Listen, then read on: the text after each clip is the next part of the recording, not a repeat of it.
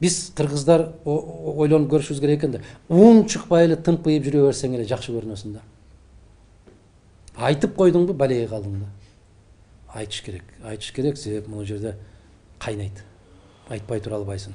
Мен айтып атпаймынбы, ушул Бишкектеги аябай түтүн көп. 6 эсе, 6,5 эсе нормадан көп экен.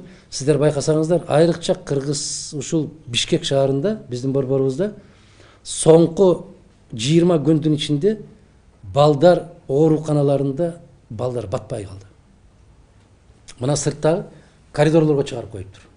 Эмнеге? Ошолор дем ала албай атат. Дем ала албай. Мына мен өзүм дагы 2 күн, 3 күн аябай жаман каттуу. Себеп жөө басам, жөө басып жүрсөң, бүтүндөй үйгө барып жуунсаң капкара чыгат экен. Биз аябай кооптуу шаарда жашап калдык. Азыр эле жыттап көрүңүздөр, мындай мына жеринге барганыңыздарда байкап атасыздарбы? Бул көзгө көрүнбөгөн уу. Анын ичинде эң жаман нерсеси баягы неме бар экен, коргошун. Коргошун бүтүндөй тамакты бүтөйт экен. Газ менен, автогаз менен көмүр газынын экөөнүн кошулуусу аба менен аралашканда ушул коргошундун бир сапаты пайда болот экен. Ошондуктан карап көрүңүздөр, балдар четинен ооруканага түшүп атат. Анын баары ошол үйлөрдүн курулушу.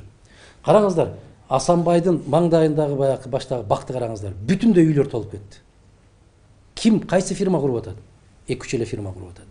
Эмне үчүн? Себеп президенттик шайлоого аябай акча кошуптур.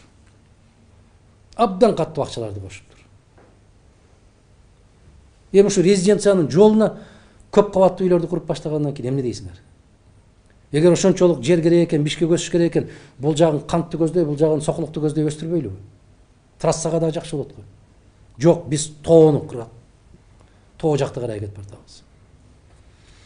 Биз өзүбүз отурган бакты өзүбүз кыйган бир көрпенде экенбиз да.